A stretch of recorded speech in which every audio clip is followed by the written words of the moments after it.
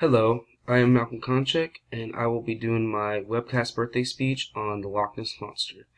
Now, people ask me, why do you choose the Lochness Monster? Why do you want to do this topic? And it interests me in a way because we don't know if it's real or not, and people want to figure that out, and that's really interesting to me, in my opinion. I really like finding out the unknown and the mysterious, like ways like Bigfoot, or even something like the Bermuda Triangle. That's a great example. But enough about mysteries and myths. I'm going to talk to you all about a little bit of the Loch Ness Monster. Loch Ness Monster is a cryptid, which is an undiscovered species, which stays in Lochness, Scotland, in the Scottish Highlands. And my birthday is August 22nd, 1995, and this is the first discovery of, well, so far, discovery of the Loch Ness Monster. Columba, who is an Irish missionary, discovered, he's reported seeing a monster in Loch Ness, Scotland on August 22nd in the year 565. And I will start off by this first quote about the Loch Ness Monster, which really interests me. And it says, "He was made bit by bit, piece by piece, the undying monster, the triumphant climax of Frankenstein's genius." Now, it's basically saying that Loch Ness Monster, it took time, to form, and and grow, and it's very unique. It's different. It's not like any other animal, or species, in general. And he's saying it's like the best creation since Frankenstein. Probably even better than Frankenstein. And that really interested me in a way.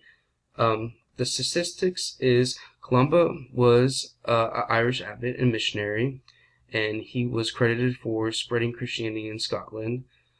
Columba commanded.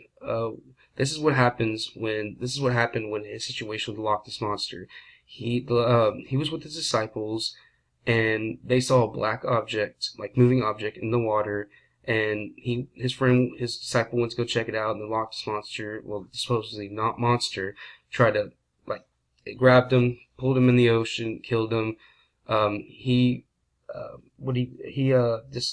made the sign of the cross to keep the monster from attacking him. And in his words, he said, "Go no further. Do not touch the man. Go back at once," because the Loch Ness Monster tried to attack him and the disciples, and they were really scared.